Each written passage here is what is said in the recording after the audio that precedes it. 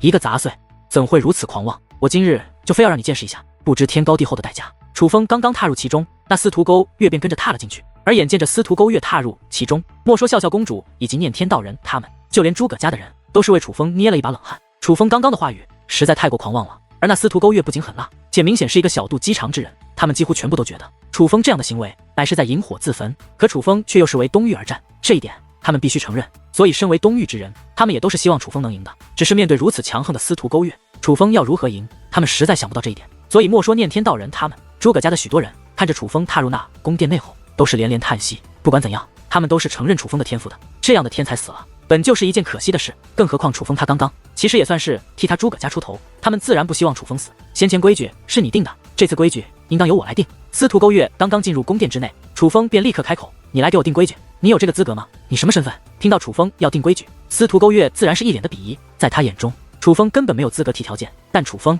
却好像早就知道司徒勾月所想。被拒绝讽刺之后，他不仅不慌，反而是轻蔑一笑：“怎么怕了？是怕我定的规矩？你不是我对手？”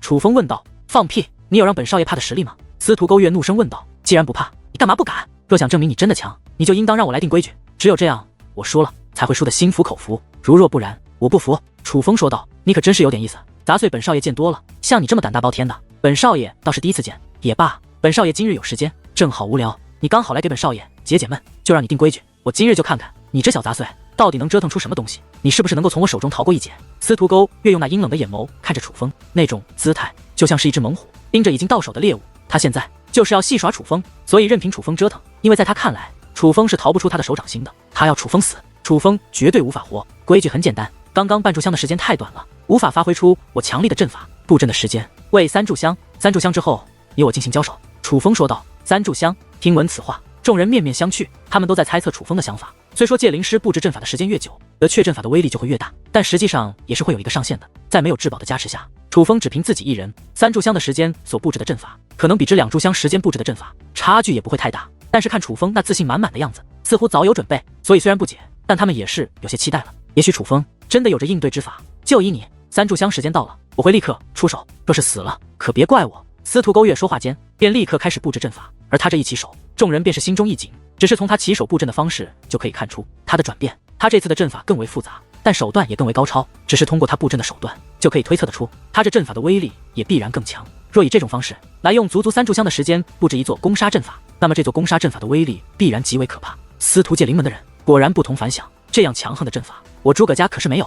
楚风小友这一次是踢到铁板上了。看着司徒勾月布置的阵法，原本对楚风有了一点期待的诸葛家众人再度感到了绝望。在他们看来，如此优秀的司徒勾月，哪怕楚风也是难以战胜，甚至看不到楚风可以赢的希望。不对，你们快看！天哪，楚风小友的布阵方法好是奇特，竟然能以如此精妙的手法来布置一座阵法吗？但很快，诸葛家众人又发现楚风的布阵手段同样非同一般，甚至比那司徒勾月还要高超的多。乍一看没什么，可若仔细看，便可以发现楚风布阵的方式十分精妙，精妙到另一种难以看穿的地步。当然，这样的布阵手段对戒灵师的要求极高，不仅需要极强的掌控力，还需要极强的专注力，稍微出一点差错都会出问题。可毋庸置疑，若是以如此精妙的手段布置出一座完整的阵法，那么这座阵法的威力必然极为不俗。楚风他果然早有准备，真不愧是楚风少侠。看到楚风这样布阵，念天道人以及圣光白眉等人原本紧张的脸上终于面露一抹喜色。虽然司徒勾月的阵法的确很厉害，可是楚风这样精妙的手法来布置阵法，阵成之后威力必然也是极为不俗。虽说在3炷香的时间内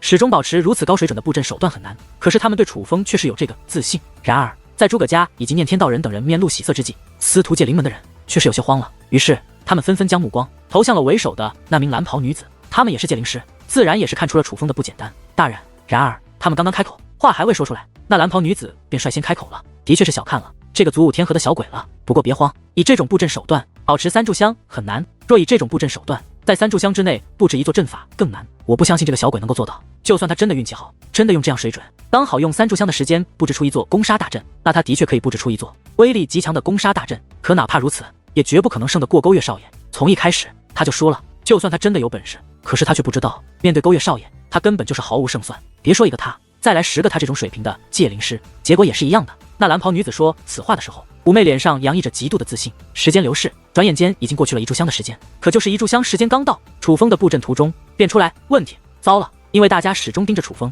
所以楚风这边刚出现问题，大家便都看了出来。念天道人等人以及诸葛家众人皆是变得紧张起来。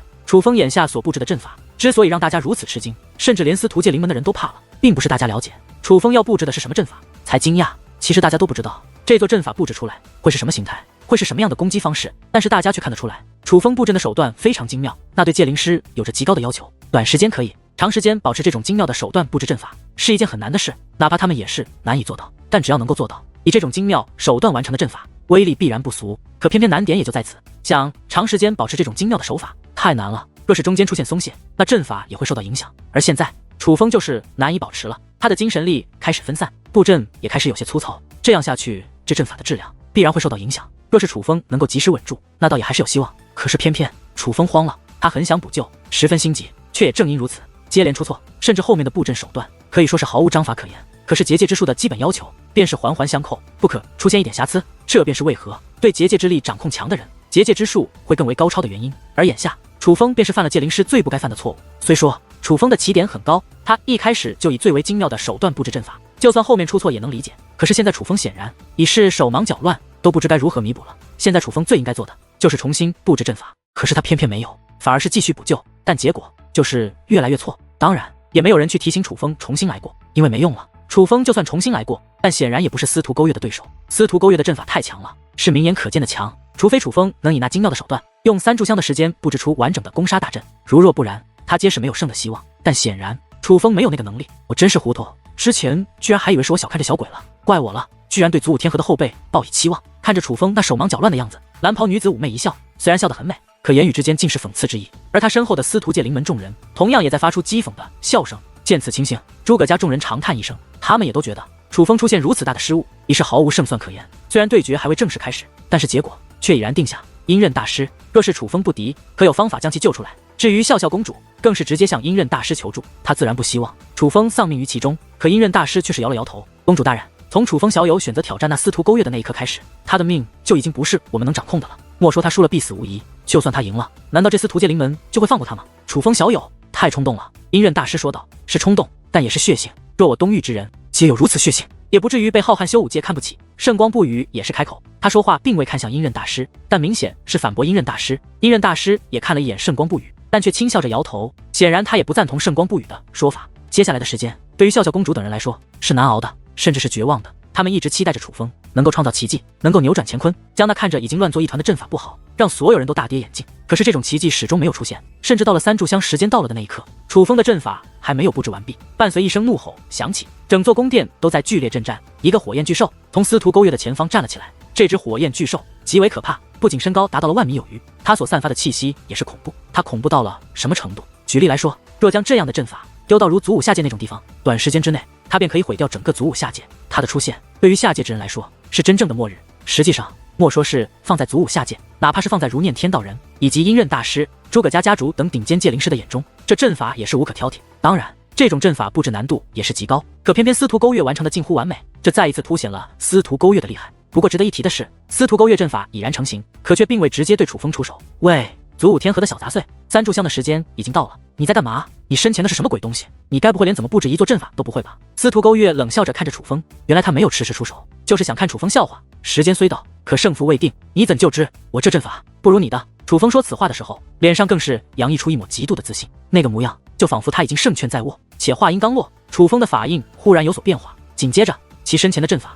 释放出了极为磅礴的气焰。勾月少爷，快出手！见状，司徒界灵门内赶忙有人催促起来，他们都觉得自己看走眼了。楚风布置的阵法看着不怎么样，可此时所释放的气焰太过可怕，这阵法若是真成，那必然非同小可。为了避免日常梦多，自然是不能给予楚风将它完成的时间。小杂碎，受死吧！司徒勾月自然知道其中厉害，所以他也不怠慢，立刻催动那火焰巨兽向楚风冲击而去。眨眼的功夫，那火焰巨兽便将楚风刚刚所在的地方彻底吞没。楚风先前所站立的地方被滔天火海所吞噬，但那熊熊烈焰却挡不住诸位界灵师的视线，所以他们能够看到，在那熊熊烈焰之中，楚风的肉身在短时间内便被焚烧殆尽，就连楚风布置的阵法都被焚烧掉了。那火焰巨兽太强了，楚风眼睁睁看着楚风死于那烈火之中。笑笑公主满眼伤感，不仅是她，念天道人以及圣光不语同样是满眼伤感，哪怕是之前对楚风怨念颇深的圣光白眉，此时也是气得双拳紧握，咬牙切齿，恶狠狠地盯着那司徒勾月，眼中满是杀意。虽说之前他的却是楚风为威胁，可后面经历的事情让他开始渐渐欣赏楚风。身为圣光天河之人，他他甚至也因楚风而感到骄傲。可就是这样一位天才，居然就这样死了，被一个其他天河之人所杀，他自然恨，甚至就连诸葛家的许多人都是哀叹连连。有人不忍再看，不管怎么说，楚风可是为东域而战的，这样的天才以这样地方方式收场，他们也都觉得可惜。东域皆是笑话罢了。蓝袍女子眼看那大局已定，便将目光扫向了诸葛家，那种眼神是如此的轻蔑与嘲讽。可突然之间，一声惨叫传来，听得这个惨叫，蓝袍女子顿时脸色一僵，赶忙看向那座宫殿，而这一看，她眼中更是涌现出难以置信的震惊之色。是楚风！楚风不仅没死，还毫发无损地出现在了司徒勾月面前。他左手握着结界刀刃，右手则是拿着一只断臂，而那断臂正是司徒勾月的手臂。司徒勾月之所以会发出惨叫，正是因为就在刚刚，楚风突然出现，凭借结界刀刃斩断了他的一只手臂。哟，司徒少爷，你这脸色好像不太好看啊！宫殿内传来楚风的声音。看着宫殿内的一幕，场外众人竟鸦雀无声，所有人都被这一幕所吓到了。楚风不是死了吗？怎么他没有死？并且他手中的结界刀刃明显不是普通的结界刀刃，别看外形只是一把刀刃，可实际上那是非常强力的结界阵法。这样强力的阵法不可能这么随手凝聚而出，必然是花费时间布置的。楚风他是如何做到的？沉默片刻后，笑笑公主低声问道：难道说楚风刚刚的失误是故意的？那看似毫无章法的布阵，实际上是故意误导我们。他其实在暗中布置了其他阵法，一座隐藏阵法，一座手中的兵刃阵法。只有如此，他才能做到刚刚这一切。念天道人竟少见的以惊讶的语气说出了这些，因为倘若真如他所说一般，那楚风的结界之术比他们预想的还要高超，这难度比以精妙的手段在3炷香的时间内布置出一座威力强大的攻杀阵法还要难，多半便是如此。楚风真是让人意外啊！阴刃大师也是开口了，他不仅赞同念天道人的猜测，他的目光变得深邃起来，一双眼睛紧紧地凝视楚风，那是一种刮目相看的目光，但同时还隐藏着其他的情绪，没人知道他究竟在想着一些什么。与此同时，诸葛家家主也是给予了同样的猜测，而他们的猜测其实都是对的。楚风从一开始就计划好了一切，他一开始就计划好了要布置3道阵法，第1道阵法伪装阵法，第2道阵法隐藏阵法，第3道阵法刀刃阵法。这伪装阵法就是要掩人耳目，骗过所有人，让他们以为楚风已经无力回天，不再认真观察楚风。而这道伪装阵法正是楚风表面所呈现出的阵法，刚开始以精妙的手段引得众人关注，误导众人，但其实从一开始楚风要布置的就不是这样的阵法。楚风不是不能以如此精妙的手段坚持3炷香的时间来完成一座威力极强的攻杀阵法，这对楚风来说有一些难度，但却也是完全可以做到的范围。可楚风已经观察过那司徒勾月的手段，正因如此，他很清楚，就算他以全力来布置出自己所能布置最强的阵法，也绝不可能是那司徒勾月的对手。若想取胜，只能智取。所以在伪装阵法的掩护下，楚风又悄悄布置了隐藏阵法以及刀刃阵法。当所有人以为楚风必败无疑之际，楚风已经金蝉脱壳，悄悄地来到了司徒勾月身旁。刚刚被焚烧殆尽的不过是楚风的替代品而已。这就是为何楚风能够神不知鬼不觉地斩断司徒勾月手臂的原因。祖武天河的小鬼，你竟如此卑鄙！当时司徒界临门的众人自然也看穿了楚风的手段，可是他们却没有夸赞，有的只是怨恨。而此时司徒勾月脸上的痛苦之色也已然消散。楚风虽斩断他的手臂，可他的结界之术也很强，那只被斩断的手臂已经愈合重新生长了出来，伤痛自然也就不在了。偷袭，你以为这样就能赢过我？司徒勾月再度看向楚风，他的目光变得比先前还要冰冷。你已经输了，若想继续，我会奉陪，但是你想好了吗？若继续，只会让你更加难堪。楚风说道。让我更加难堪？是谁给你的勇气说出如此大言不惭的话语？我司徒勾月今日就让你知道，你我的差距究竟有多么巨大。司徒勾月说话之间，他的左手猛然抬起，随后自其左手之中磅礴的气焰释放而出。那气焰刚刚释放，只是余波，便将楚风震退开来。而楚风也意识到不妙，快速地向宫殿边缘处退去。这宫殿内部的空间实际上比外面看到的要大得多，看似哪怕再大，也是有一个边界。至于司徒勾月，就任由楚风倒退，也不追赶，因为他的脸上除了阴冷的狠辣，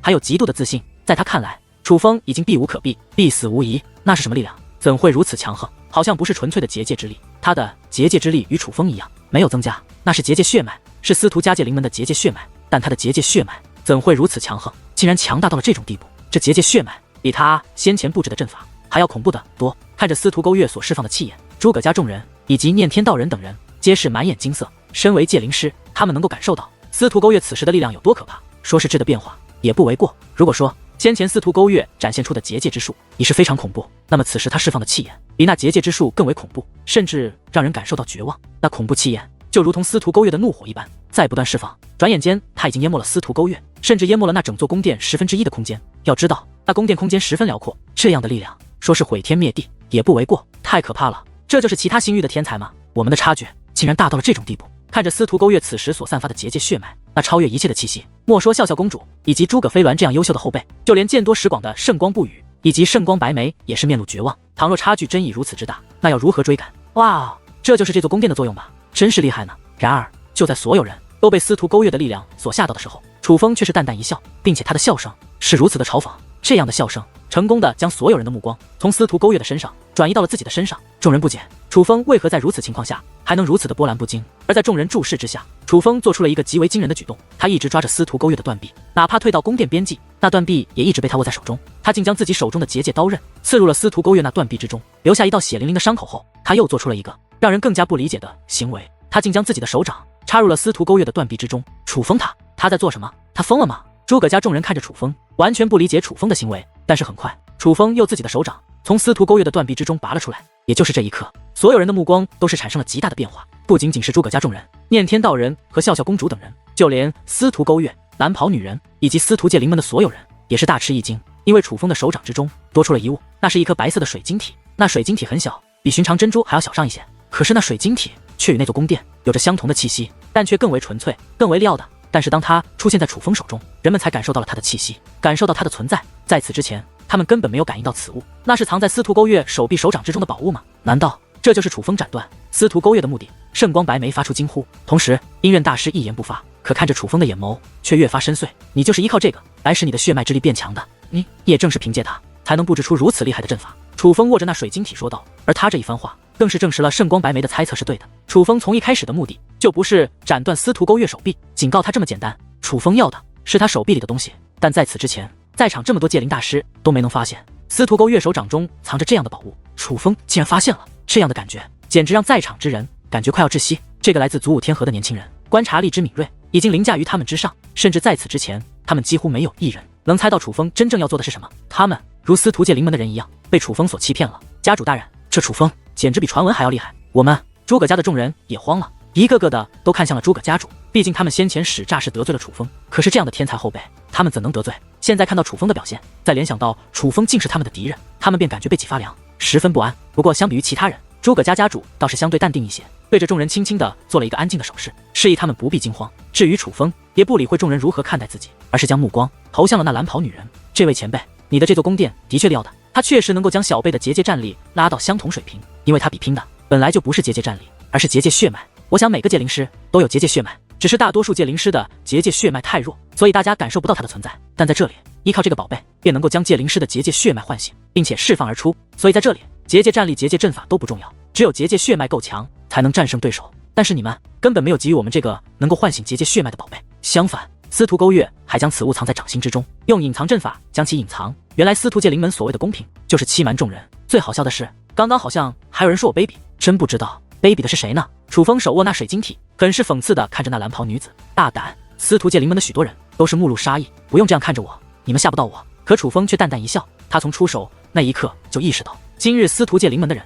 不会轻易放过他。事实上，若不是他以智取胜，刚刚就已经被司徒勾月所抹杀。真是想不到，祖武天河竟然出现了这样一个小辈。你说的没错，我从一开始就没有想要公平的对决。我们来这里可不是来找你们切磋的，我们来这里是来羞辱你们而已。就比如这诸葛家有什么资格留下司徒旗的传承？蓝袍女子说这话的时候，还特意看向了诸葛家一眼。不过诸葛家根本没有在意蓝袍女子鄙夷的目光，毕竟从一开始，这蓝袍女子就没有看得起过他诸葛家。他们此时内心最为难以置信的是楚风所说的话，蓝袍女子竟然直接承认了。原来诸葛飞鸾失败，并非是司徒勾月真的强大，而是他的掌心藏着那个能够在宫殿内唤醒结界血脉的宝物。这终于解释了为何司徒勾月布置的阵法如此厉害，为何他此时释放的结界血脉如此恐怖，都是那宝贝，是那宝贝和宫殿的结合，给予了本不属于他的强大力量。倘若诸葛飞鸾也有那样的宝物，那么诸葛飞鸾也许就不会败。若是技不如人，他们能够承受；可若是对方以这种方式取胜，他们不服。大人，我诸葛家如此敬你们，你们为何还要如此待我们？诸葛家家主对蓝袍女子问道，他的声音之中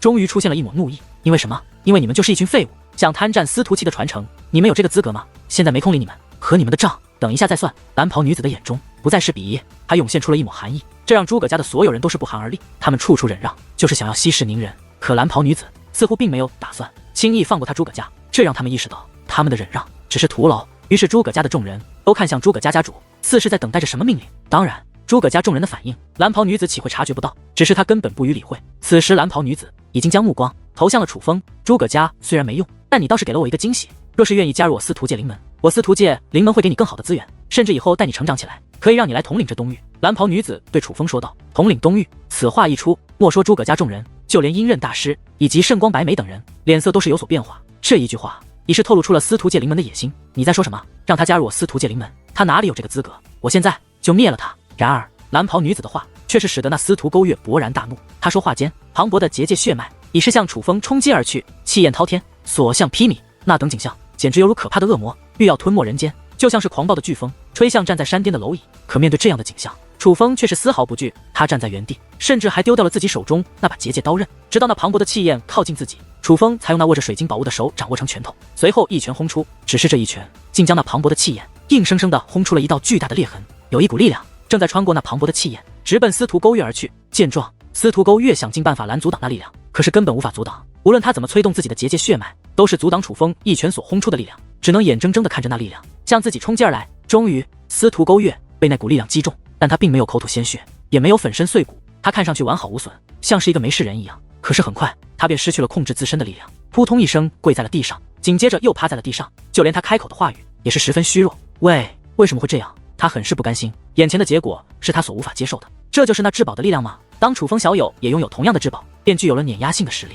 这样说来，若是飞鸾也有这样的至宝，必然也不会输。看着楚风拿到那水晶宝物后，如此轻松的就击败了司徒勾月，诸葛家的众人开始替诸葛飞鸾感到可惜。他们觉得诸葛飞鸾若有那宝物，必然也可以击败诸葛飞鸾，何必呢？我都说了，若继续只会让你更加难堪，你非是不听。此时楚风来到了司徒勾月身旁，看着趴在地上的司徒勾月，楚风摇头叹息。可是他的这些话却是让司徒界灵门的人气的咬牙切齿，那种眼神恨不得将楚风大卸八块。毕竟趴在楚风面前的可是他们的天才少爷啊！但是相比于其他人，那蓝袍女子的眼中却有了不一样的光芒。这位小朋友，你叫楚风是吧？既然都拿到了那血脉唤醒石，又身在这小贝界斗殿之内，何不也将你的血脉释放出来？蓝袍女子对楚风说道。你很想看？楚风问道。对，我很好奇你的结界血脉是什么样子的，我也很期待，你能不能给我一个惊喜？蓝袍女子妩媚的笑道。此时她看楚风的目光完全变了，没有了之前的高高在上，反而更像是在向楚风示好。既然如此，那我就满足你，今日就让你司徒界灵门的人看一看我东域界灵师的实力。话落，一声巨响自楚风体内传来，楚风身体同样释放出磅礴的气焰，那气焰太过磅礴了，司徒勾月释放的气焰只是覆盖了那宫殿的1/10，便已让众人惊叹不已。可是楚风所释放的气焰却瞬间吞噬了整座宫殿，并且整座宫殿都开始剧烈颤动起来，那种感觉就像是这座宫殿都无法将那气焰容下一般。而楚风所释放的气焰不仅散发着极为神圣之感，还散发着一股压迫感，来自灵魂深处的压迫。在场的所有界灵师都感受到了这种压迫，这就像是一只成年的野狼看到了一只猛虎的幼崽，哪怕野狼体型有着较大优势，可是那种来自血脉深处的压迫却也会让他对猛虎幼崽产生恐惧，这是来自血脉的压制。而眼下在场的所有界灵师都在楚风所释放的气焰之中感受到了这种压制，他们所有人都感觉到了他们与楚风的巨大差距，这不仅仅是天赋的差距，还是来自血脉的压制，这便是楚风的结界血脉。若不展现，倒也罢了，一经展现，这天下界灵师都要俯首称臣。这便是王之血脉，那散发着压迫感的结界血脉充斥了整座浮空宫殿。大殿明明是建制堡，先前还给人一种坚不可摧之感，可此时却在不断摇晃，仿佛随时都会碎裂崩塌。之所以会如此，不是这宫殿徒有其表，而是楚风的结界血脉实在太过强大。世间怎会有如此强大的结界血脉？看着楚风的结界血脉，所有人都是或多或少有被吓到。楚风，这真是你的结界血脉？原来你竟如此厉害！雨莎的声音响起，说话的时候，那甜美的声音竟然都是有些抖的，就连他也被楚风的结界血脉所吓到了。在外面，人们只能够看到气焰，只能感受到威势，可是身在宫殿之内，才能真正的感受到这结界血脉有多可怕。那司徒勾月已经被吓傻了，先前还一脸不服的他，已经清楚地认识到了他与楚风的差别，这是真正的天地之别。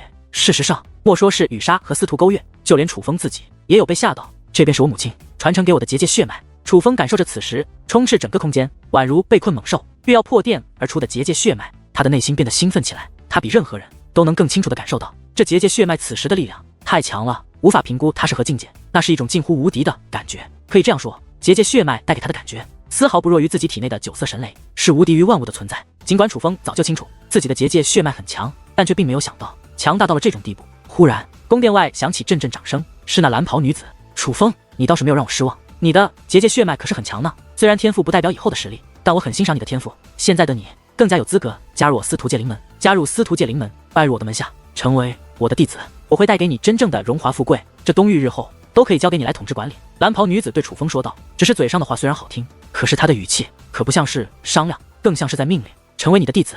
楚风看着蓝袍女子，脸上浮现出了不太情愿的表情。怎么，你不愿意？蓝袍女子眯起双眼，露出了一副你若拒绝便让你好看的神态。楚风见多识广，岂会看不出蓝袍女子如此明显的意思？可楚风却淡淡一笑，让我做你的弟子，你觉得你有这个资格吗？楚风问道。此话一出，如五雷轰顶，大家不是没有想过楚风会拒绝蓝袍女子，但却没有想过楚风会以这样的方式拒绝，这不是找死吗？见楚风既然不愿意，蓝袍女子也没有立刻动怒，反而微微一笑，只是此时她的笑容已是展露杀机。忽然，蓝袍女子抬手一挥，一道结界之力出现在宫殿之内，直接覆盖了司徒勾月。下一刻，司徒勾月便离开了宫殿，出现在了那名女子的身旁。楚风看到蓝袍女子挥动的左手，也是捏出了奇特的法印，这必然是她做的。这宫殿是她的宝物，必然也是她催动宝物的力量，将司徒勾月带离宫殿的。你好像没太听懂我的意思，那我就说的再清楚一点，你本来与诸葛家的人一样，都该死。但是看在你有些天赋的份上，我准备饶你一命，要么拜入我司徒界灵门的门下，做我司徒界灵门的狗，要么现在就死在这里，你自己选吧。蓝袍女子微眯着双眼，可那看似美丽的眼眸之中，却是杀机四溢。虽然她这番话是威胁楚风的，可是诸葛家的人却再也无法淡定了。该死两个字，如同一把无形的屠刀，悬在了他们的脖颈之上，让他们不知道他们还能活到什么时候。家主大人，于是诸葛家众人纷纷看向诸葛家主，可是诸葛家主却再度摆手示意，让他们不必慌张。诸葛家主相比于先前，姿态也是有了一些变化，他似乎已经做了某个决定，我就知道会是这样。对于女子这样的转变，楚风倒是没有一丝意外。楚风之所以敢如此强势的拒绝女子，就是因为楚风清楚，当他挑战司徒勾月那一刻，就没有回头路了。甚至就算他答应做司徒界灵门的狗，对方也未必会真的放过他。左右都是死，那还不如站着死，奋力拼，也许能拼来一线生机。但眼下楚风所看到的，可不仅仅是一线生机。话说的够狂的，但我楚风的生死，岂由你来掌控？楚风略带挑衅的看向那蓝袍女子，哈哈，你以为你躲在里面不出来，我就拿你没有办法？你别忘了，这可是我的宝物。蓝袍女子此话说完，她捏动法诀的手掌略微变化，果然又一股结界之力出现在了宫殿之内，并且这一次刚好出现在了楚风周围。那是带有传送之力的结界之力，若是将楚风包裹，便会如同司徒勾月一样，被直接带到那蓝袍女子身旁。见此情形，所有人都是替楚风捏了一把冷汗。在宫殿之内，有结界血脉撑腰，他天不怕地不怕，可若离开宫殿，结界血脉也失去威力，他只能任人宰割。可是那结界之力刚要靠近楚风，只见楚风身躯微微一颤，那结界之力竟立刻消散开来，是结界血脉。楚风的结界血脉太强了，他凭借结界血脉硬生生的破除了那结界之力。见此情形，蓝袍女子也是眉头微皱，显然这是在她意料之外的。但楚风却是面色不改。楚风如此淡定，就是因为当他的结界血脉释放的那一刻，他就已经感受到了这宫殿的变化。楚风因为结界血脉太过强大，已经得到了这宫殿的认可，可以打破宝物内的规则，甚至主宰这个宝物。这宫殿虽是蓝袍女子的至宝，可眼下却也是楚风的保护伞。简单的说，这至宝已经不全是那蓝袍女子说的算了，楚风在这里也具有一定的话语权，这便是他不惧怕蓝袍女子威胁的原因。原来如此，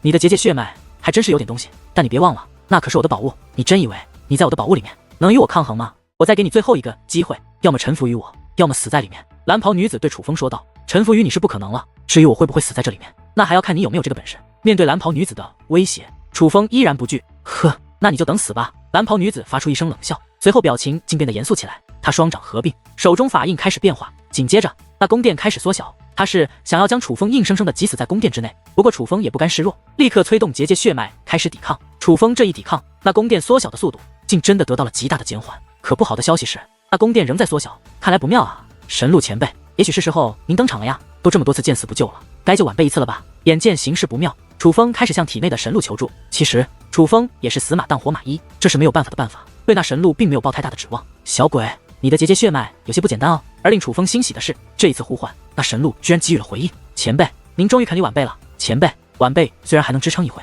可是我怕那女人还有别的手段，前辈还是带着晚辈离开这里吧。楚风说道，拥有如此厉害的结界血脉，若不能自己化解危机，你也没资格拥有这样的结界血脉，你还是自求多福吧。神鹿发出鄙夷的声音，前辈，我知道您在考验晚辈，看晚辈是否有资格为你做事，可就算考验，也要让晚辈活着吧。楚风还想尝试得到神鹿的帮助，只是可惜神鹿已经没有回应。这位大人，本来就是一场切磋，楚风小友就算言语间多有得罪，但也是罪不至死，恳请大人留楚风小友一命。可就在此时，诸葛家家主却是忽然开口了。他这一开口，就连楚风都有些意外。先前那个狡诈的诸葛家家主，只是为了不让楚风进入传承阵法，便连脸都不要了。这样一个人，现在居然在为自己求情。换做之前，蓝袍女子必然会无视诸葛家家主的话，可是这一次却发生了意外。诸葛家家主开口后，他竟停止催动那宫殿的缩小，而是看向了诸葛家家主。你终于肯开口求情了，我就知道这楚风怎么会无缘无故替你诸葛家出头，必然也是你诸葛家的人。他似乎就在等待着诸葛家家主开口求情。大人，能否给老夫这个薄面，放过楚风小友？诸葛家家主再度请求道：“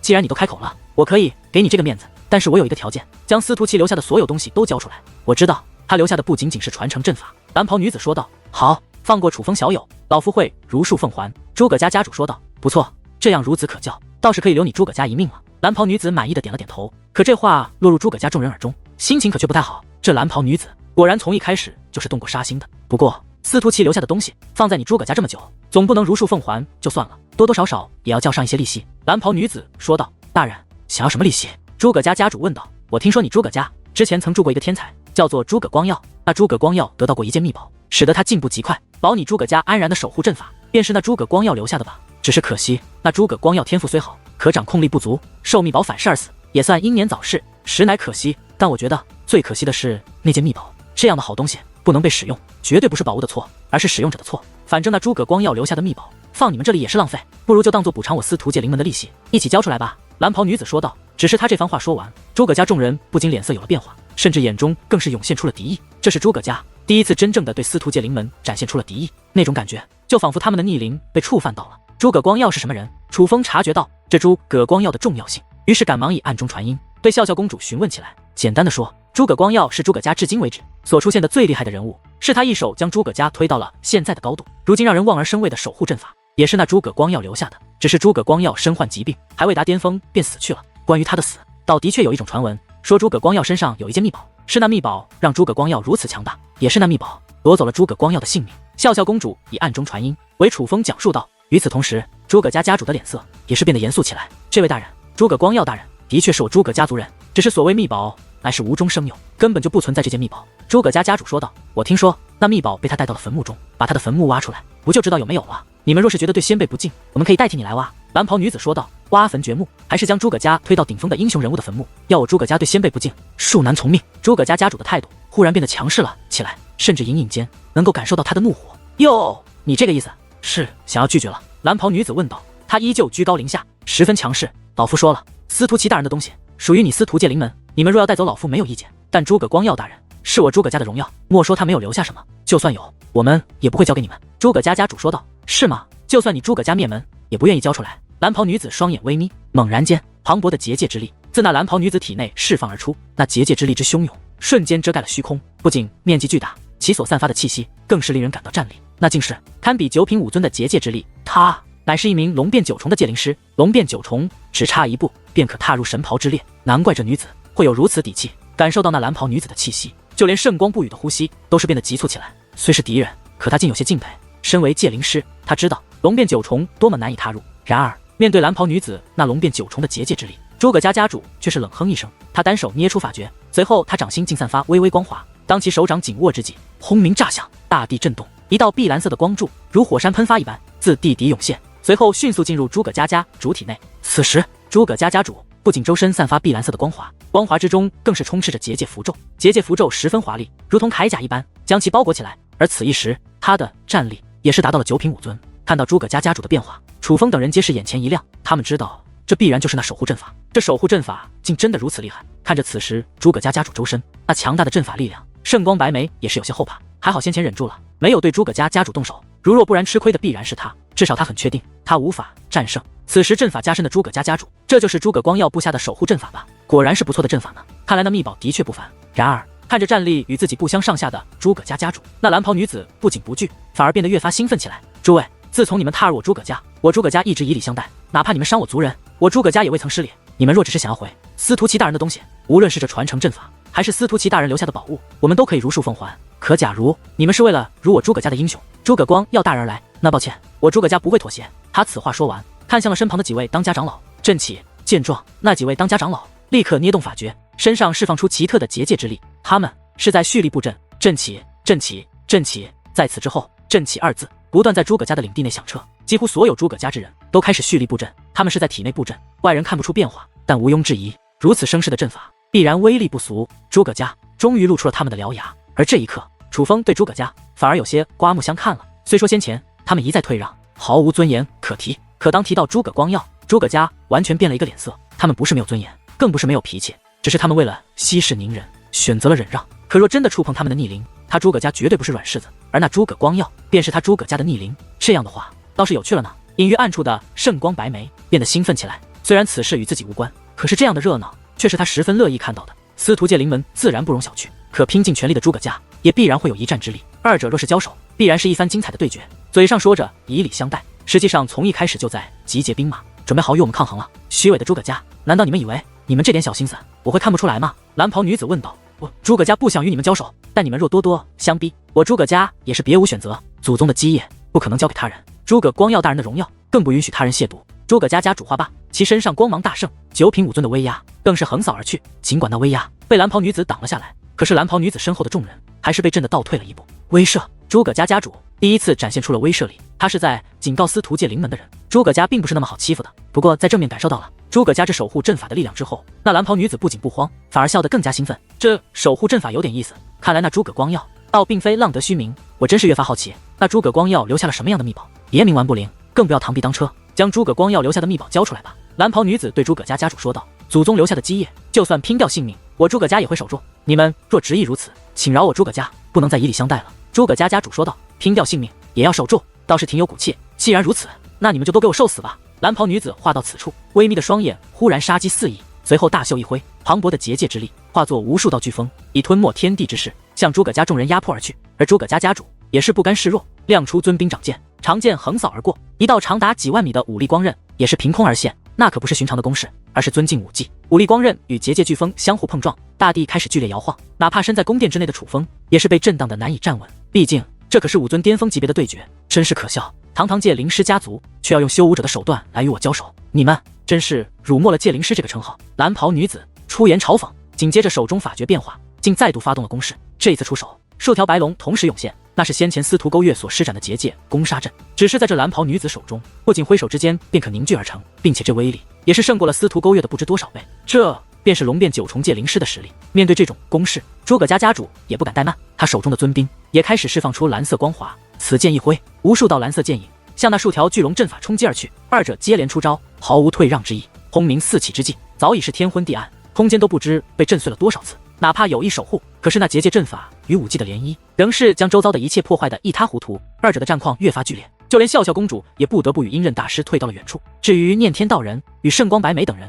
也同样早就退到了远处。武尊巅峰的交手没恐怖，哪怕他们这种级别，也要躲在远处围观，否则稍有不慎，可能就是被余波所杀。不过楚风所在的宫殿的确是一件宝物，明明身处战圈中心，涟漪一波又一波的不断袭来，可那宫殿却完好无损。当然，诸葛家家主有意保护楚风，他的攻势不断压迫着蓝袍女子，很快便将楚风所在的宫殿部分压制到了自己攻势范围之内。楚风小友，你能出来吗？诸葛家家主对楚风说道。可以，楚风说道，我帮你挡着他的攻势，你快从那里面出来。诸葛家家主催促道。眼见着诸葛家家主诚心要救自己，楚风也不怠慢，赶忙从宫殿内走了出来，并且来到了诸葛家家主身后。眼下的局势最安全的地方，其实就是诸葛家家主掌控的范围了。楚风小友，老夫暂时能够挡住他们，你快与笑笑公主他们走吧。诸葛家家主对楚风说道。前辈，这些人来者不善，不能留有后患，不要手下留情。楚风说道。而他的意思很明显，面对这种人，一再退让或者逃脱是没有意义的，唯有除掉他们，才能永绝后患。老夫知道，只是楚风小友，你们快走，老夫坚持不了多久了。这句话是诸葛家家主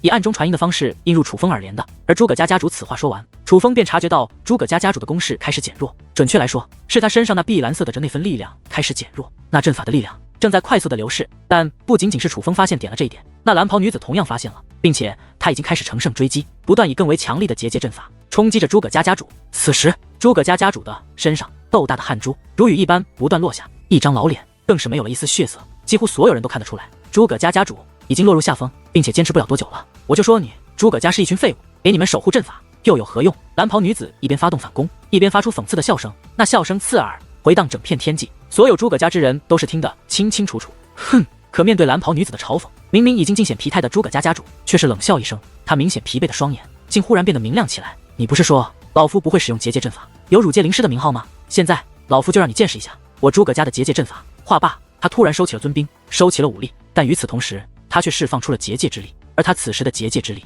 在那守护阵法的加持下，也是九品武尊的战力。最主要的是，此时诸葛家的所有人身上的光芒都飞向了诸葛家家主，而这一刻，诸葛家家主身上的结界之力变得比蓝袍女子还要浑厚许多。原来诸葛家众人先前布阵，为的就是这一刻。诸葛家阵法界海无量，伴随着诸葛家家主一声大喝，这集结了诸葛家全族之力的结界阵法化作碧蓝色的潮水，一重又一重自其身前涌现，向司徒界灵门的众人吞噬而去。那阵法虽化为潮水，可实际上非常凶猛，将蓝袍女子击得连连后退。最主要是这潮水阵法仿佛无穷无尽，不断的喷涌出，将蓝袍女子压得越来越远。但她真的无穷无尽吗？当然不是。只看诸葛家的众人此时的模样，便可知道了。诸葛家的许多人在催动这阵法之后，便开始七孔流血，就连诸葛家家主的双耳也有鲜血溢出，并且这种情况仍在愈演愈烈。楚风知道这一招阵法虽强大，但却无法击败蓝袍女子，这是诸葛家众人拖延时间用的。楚风，我们走吧。楚风小友，快到我们这里来。忽然一道道暗中传音映入楚风耳帘，那是笑笑公主以及念天道人他们的暗中传音。他们不想楚风卷入这场斗争，而楚风也知道他们的方位，只要回到阴刃大师所在的地方，楚风就能脱离战圈，以一个旁观者的姿态看待这场对决。可是当楚风看着诸葛家众人以命相搏来对抗司徒界灵门的景象，楚风却有些不忍就这样离去。抛开司徒界灵门来此的目的不说，率先挑起和司徒界灵门恩怨的人其实是楚风。若是现在楚风离开，也未免太不地道了一些。飞鸾的伤还没好吗？忽然诸葛家家主回过头来，冲着诸葛家人群大吼起来。顺势观望，楚风看到了诸葛飞鸾。诸葛家有一部分人并没有参与此时的阵法攻势，而是在全力帮助诸葛飞鸾治疗伤势。只是诸葛飞鸾此时的伤势实在太严重了，尽管肉身已经修复，可是气息还是非常虚弱。可哪怕如此，诸葛飞鸾听到诸葛家家主的呼唤后，还是挣扎着站起身来，且走到了诸葛家家主的身旁。飞鸾，你能行吗？看到此时这个连御空战力都费尽了极大力气的诸葛飞鸾，诸葛家家主也是满眼心疼。家主大人，事关我诸葛家安危，飞鸾愿意一试。诸葛飞鸾坚定地说道。飞鸾，你可能会死的。诸葛家家主再度说道。家主大人，飞鸾早有准备。诸葛飞鸾眼中的坚毅之色更浓，看着这样的诸葛飞鸾，诸葛家家主的双眼都是有些湿润了。他知道诸葛飞鸾将承受怎样的力量。飞鸾，无论结果如何，你都是老夫心中不弱于诸葛光耀大人的天才，你永远是我诸葛家的骄傲。话罢，诸葛家家主便将手伸向了怀中。当他手掌自怀中拿出，再度打开之时，掌心出现了2件物品，其中一件楚风认的世界神树黑果，正是先前诸葛家家主从笑笑公主那里得到的那一颗，而另外一件乃是一块圆形的玉佩。这个玉佩有些奇特，楚风亲眼看到，在诸葛家家主手掌张开之后，这玉佩是从诸葛家家主掌心之中钻出来的，说明此物不在怀中，始终镶嵌在了诸葛家家主的手掌之中，并且这玉佩乃是结界之力打造而成，其中蕴藏着极为强大的阵法。而当玉佩被取出的那一刻，诸葛家家主身上的碧蓝色光芒竟也会因那玉佩的移动而随着移动。2件物品取出之后，诸葛飞鸾便要伸手去接。等一下，你们这是做什么？是要诸葛飞鸾掌控这守护阵法吗？楚风已经猜测到了他们的意图，是掌控守护阵法，对结界血脉有要求。我族除了老夫，就唯有飞鸾能够掌控，但老夫已经到了极限，若不将守护阵法力量转移，守护阵法的力量也会从我身上流逝，我诸葛家将无人可以对抗司徒界灵门，现在只能靠飞鸾了。飞鸾的结界血脉在我之上，服下这颗界神树黑果后，结界之力也会更强，若他拼尽全力，也许还有胜算。诸葛家家主没有隐瞒，如实的对楚风说道。可是飞鸾兄这个状态怎么可能承受得住守护阵法的力量？不如让我来吧。楚风说道。你不行，这守护阵法乃是为我诸葛家之人量身打造，非我诸葛家之人不可触碰，触碰者死。诸葛家家主说道。凡事都有例外，不试试怎会知道不行？先给我试试。楚风说话间便想将那玉佩抢过来。楚风小友，不可胡闹，你真的会死的。可诸葛家家主却率先一步躲过了楚风的抢夺，他并不愿意将这玉佩交给楚风。家主大人，我们快撑不住了。就在此时，传来了诸葛家当家长老的声音。顺声望去，此时诸葛家的许多人已经不只是七孔流血那么简单，他们的皮肤都在炸裂，鲜血布满了皮肤，这样下去肉身难以承受，随时都会爆体而亡，甚至许多人已经昏死了过去。果不其然，阵阵闷响不断传来，真的有人承受不住阵法力量，开始爆体而亡。这种情况下，那压制蓝袍女子的潮水大阵也正在快速的减弱。诸葛家真是可悲啊，明明是为你们量身打造的守护阵法，结果除了一个老迈的家主，就只有一个小辈可以掌控，真是不懂司徒琪为何愿意将他的传承留给你们这样弱小的家族。蓝袍女子发出讽刺的声音，且说话之间便开始反攻而来。尽管诸葛家众人以及诸葛家家主全力抵挡，不敢再有一丝大意，可是战局却已经不可避免的发生了逆转。眼见形势不妙，诸葛飞鸾一把将那玉佩夺了过去，可是玉佩刚刚到手，他便发出一声惨叫，随后便丧失了御空之力，向下坠落而去，就连手中的玉佩也是脱落而下。他的身体太虚弱了，根本无法承受这守护阵法的力量，而诸葛家家主正用身上残留的守护阵法力量对抗蓝袍女子，也无心顾及诸葛飞鸾。好在楚风手疾眼快，不仅将诸葛飞鸾拖拽了回来，同时也是将那玉佩握在了手中。楚风小友，不要握住那玉佩，快丢掉。见状，不仅诸葛家众人慌了，阴刃大师和念天道人也慌了，他们几乎同一时间直接现身，高声提醒楚风将那玉佩丢掉，因为他们都知道那玉佩就是掌控守护阵法的钥匙。诸葛光耀为了防止外人掌控这守护阵法，曾设下过结界陷阱，非诸葛家之人若想操控这玉佩，便是引火自焚。可楚风却并没有按他们说的做，因为玉佩在手，楚风能够感受到这玉佩的力量，这是能够改变战局的力量，若他不用，谁人来用？于是楚风做出了决定，既然今日要做英雄，那就将英雄做到底。想到这里，他将诸葛飞鸾甩向笑笑公主，示意笑笑公主照顾诸葛飞鸾。在将诸葛飞鸾丢出之后，楚风咬紧牙关，随后那抓着玉佩的手便猛然握紧。玉佩刚刚握紧，碧蓝色的火焰便自玉佩之内释放而出，瞬息便将楚风吞没在了其中。楚风眼见不妙，笑笑公主便想冲向楚风，可还未动身，便被阴刃大师拽了回来。不要过去，那是诸葛光耀的阵法，现在谁都救不了他。阴刃大师提醒道。此时圣光白眉也很想救楚风，可却被念天道人劝了下来。他们都深知那阵法的厉害，楚风小有他，怎么如此不听劝？眼见着楚风被那碧蓝色的烈焰吞噬，诸葛家家主也是五味杂陈。不成想他想保护的天才，竟因他诸葛家的守护阵法而死。可是他现在也没有太多心情去为楚风惋惜，看着他诸葛家众人的惨状，再看自己身上所剩不多的残留力量，他知道他诸葛家今日已是在劫难逃。可就在这时，楚风身上的火焰开始退去，取而代之的竟是碧蓝色的光芒。那碧蓝色的光芒与诸葛家家主身上残留的光芒一模一样，守护阵法的力量正在楚风身上凝聚。天，他竟成功了！看到这一幕，诸葛家家主以及在场的所有人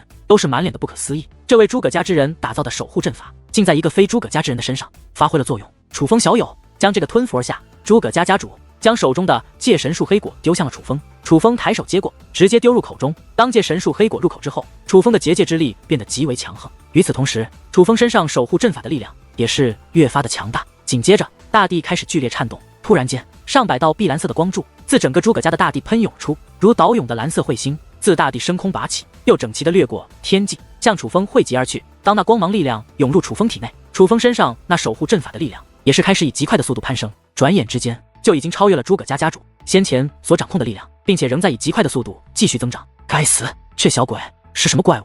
看到这一幕，蓝袍女子的眼中也是露出了一抹恐惧。随后，她竟做出了一个惊人的举动，她不再继续攻打诸葛家众人，反而她转身打开了一物，那乃是一道结界传送门，并且此时司徒界灵门的人正纷纷进入那结界传送门，他们是要逃，想逃。见状，楚风冷哼一声，随后抬手一掌，没有任何武技，只是单纯的武力。可这单纯的武力却散发着比先前蓝袍女子任何一道结界阵法都要强大数倍的威势。该死！蓝袍女子眼见不妙，也是快速进入结界门。可是，在结界门关闭的那一瞬间，楚风的攻势还是冲入了结界门之中，汹涌的涟漪在半空肆虐。只是司徒界灵门的人却都已然消失不见，逃了。看到结界门关闭的那一刻，诸葛家众人既庆幸又不安。庆幸的是，这个差点将他诸葛家灭掉的人走了；可是不安的是，他们是逃走的，既然能逃走，也必然会回来。我能感觉到，我击中他了，就算不死，也是重伤。若没有其他帮手，他们短时间内应该不会回来。但是你们也不能留在此处了。楚风说话间飞落而下，将那玉佩递给了诸葛家家主。玉佩虽然从楚风手中离开，可是楚风身上还残留着守护阵法的力量，哪怕是残存的力量，可却也比先前诸葛家家主掌控的要强上数倍不止。尽管没有达到半神境，可诸葛家家主能够感觉到楚风此时的力量，半神境之下恐怕难寻敌手。那蓝袍女子也是意识到了这一点，所以才果断逃走。真是想不到，将我诸葛家守护大阵发挥到极致的人，竟非我诸葛家之人。诸葛家家主接过玉佩，看着那已经失去光泽的玉佩，他的表情却尽是酸楚。而此时，楚风也是发现了玉佩的变化。前辈，是因为我这玉佩才变成这样吗？楚风有些自责，他看得出来，这玉佩的力量正在消散，这说明诸葛家的守护阵法可能无法继续使用了。与楚风小有无关，结界之力乃是有限的，守护阵法自然也不会是无限的。我们诸葛家愿意放司徒界灵门的人进来，而不是一开始就催动守护阵法来与他们抗衡。正是因为我知道这守护阵法的力量已所剩无几，只是可惜我们的一再退让，并未能换来他们的宽容。诸葛家家主说道。面对豺狼，退让无用。楚风说道。听闻此话，诸葛家家主微微一愣，随后看向楚风，笑着点了点头。楚风小友所言极是。话罢，诸葛家家主竟屈膝跪的对楚风施以跪拜大礼。而在他之后，在场的所有诸葛家之人全部齐刷刷的跪在地上，拜谢楚风少侠救我家族之恩。整齐而浑厚的声音响彻诸葛家，诸葛家所有族人全部跪在楚风面前，哪怕身负重伤之人也不例外。这一幕的发生看似理所当然，可是对于曾亲眼见到诸葛家最初对待楚风等人态度的圣光白眉等人而言，这一幕却是会触动到灵魂深处的一幕。这一切的改变都是因为楚风，若不是楚风站出来，诸葛家今日的结局必然是被灭满门。至于楚风，他今日站出来，虽然得罪了司徒界灵门，可得到的收获更大。他不仅成为了拯救诸葛家的英雄，他还得到了诸葛家的认可。但这都是其次，最主要的是他最初挺身而出，不为任何人，甚至不为他自己，他是为整个东域而战，并且他还真的战胜了原本无法战胜的强大对手。这样的经历对于修武者而言是极为振奋的事情，会给予他极大的自信，对他未来的修武之路会有极大的帮助。毕竟为自己而战和为集体名誉而战是会有很大差别的。为自己而战每个人都会，可为大家而战少有人愿意，毕竟人都是自私的。更多的是考虑自己的利益，至少换做其他人，绝对不会做出这样的事情。说白了，其他人不敢，没有为了集体名誉而去冒险的胆量，但是楚风有。可他有的不仅仅是胆量。楚风先前站出去，看似不够冷静，可却也证明他有血性，证明有着常人所不具备的血性。具有天赋的人很多，能够成为强者的很多，可真的能够受万人敬仰的，哪一个不是敢作敢为、有血性的人物？老夫当日真是糊涂，竟想扼杀我圣光天河这样的人物。圣光白眉从远处看着楚风，不由发出感叹，虽然声音很小，但还是被身旁的圣光不语听到了。看着圣光白眉此时看楚风的目光，圣光不语虽未说话，但却欣慰地笑了。出于对圣光白眉的了解，他知道，倘若之前圣光白眉保护楚风，是惧怕楚风身后之人，那么现在他是发自内心的认可了楚风。诸位前辈，快请起吧，现在还是为族人疗伤要紧。楚风已经劝诸葛家之人起来劝了一回，眼见嘴上劝无用，他便走到了诸葛家家主身前，想先将诸葛家家主搀扶起来。见楚风来搀扶，诸葛家家主也没有矫情，而是在起身后也示意诸葛家众人起身，且示意他们为负伤之人疗伤。虽说诸葛家这一战保住了根基，但其实也是死伤惨重，死的人无法复生，可是活着的人自然不能不管。当诸葛家众人抢救伤员的时候，楚风也没有看热闹，而是帮忙疗伤。见楚风帮忙，阴刃大师和笑笑公主以及念天道人也同样出手，就连圣光白眉和圣光不语互看一眼后也是出手帮忙了。可与此同时，在这方世界的另外一个地方，一道结界门立于大地之上，而结界门外正是司徒界灵门的众人。大人，你怎么样？司徒界灵门的其他人皆是安然无恙，可是那蓝袍女子的情况却十分糟糕。如楚风所料，他的追踪一击果真击中了蓝袍女子。勾月少爷没事吧？蓝袍女子虚弱到连眼睛都睁不开了，虽身负重创，可还是询问着司徒勾月的情况。我没事，你快将这颗丹药服下。司徒勾月手握一颗丹药，主动塞入蓝袍女子口中。那丹药质地纯粹，一看就是极为贵重的丹药。而司徒勾月平时可不是这么舍得的人，眼下之所以如此仗义，乃是他知道楚风那一击威力极强，若不是蓝袍女子拼命挡下，他们所有人都会遭受波及。换句话说，蓝袍女子是为了救他才会这样的。蓝袍女子也深知自己伤势严重，这颗丹药是能够保命的，倒也没有推让，而是张口将丹药服下。丹药服下之下，蓝袍女子那不断减弱的气息虽然没有恢复，但却是稳定住了，就连那无力睁开的眼睛也可以睁开了，总算是保住了这条命。大人，我们现在该怎么办？眼见蓝袍女子没有性命之忧，司徒界灵门的其他人则是赶忙询问起来。不是他们不在乎蓝袍女子伤势，而是现在唯有蓝袍女子才是他们的主心骨。那小鬼好聪明，本来是想骗他出来再杀了他，不成想他根本不上当。此子不除，必会影响我司徒界灵门统治东域的大业，一定要除了他。蓝袍女子说道，他的确很强，我还从未在同辈身上感受过如此可怕的结界血脉。那祖武天河不是早就落寞，怎会出现这样可怕的家伙？提及楚风，那司徒勾月也是心有余悸，甚至后怕。祖武天河毕竟曾经辉煌过，出现一个天才也不足为奇。不过莫说比之七界天河的小辈，就算比之我图腾天河的那些天才，他也是不够看。而他在这种地方，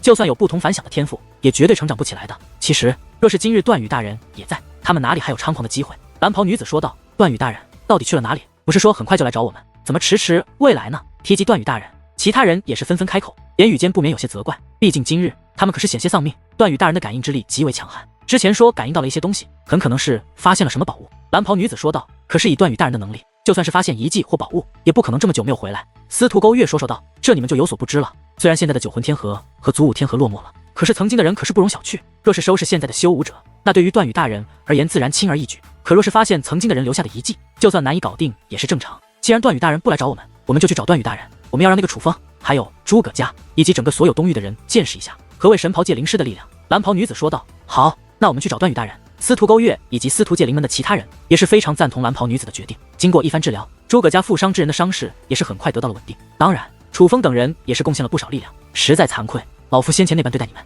可你们却不计前嫌的帮助我诸葛家，尤其楚风小友更是为了我诸葛家不惜冒生命危险。我诸葛家对不住你们，老夫在这里向你们赔礼了。诸葛家家主以及诸葛家的当家长老们再一次对整齐的对楚风等人施以赔罪礼，他们全然没有去追问。楚风等人隐藏身形回到诸葛家的目的，因为那已经不重要了。诸葛家家主赔罪的话就免了，这其实没什么意义。你诸葛家若真的感恩，就让楚风小友进入司徒期留下的传承阵法吧。阴刃大师直入正题，毕竟让楚风进入传承阵法才是他们来此的目的。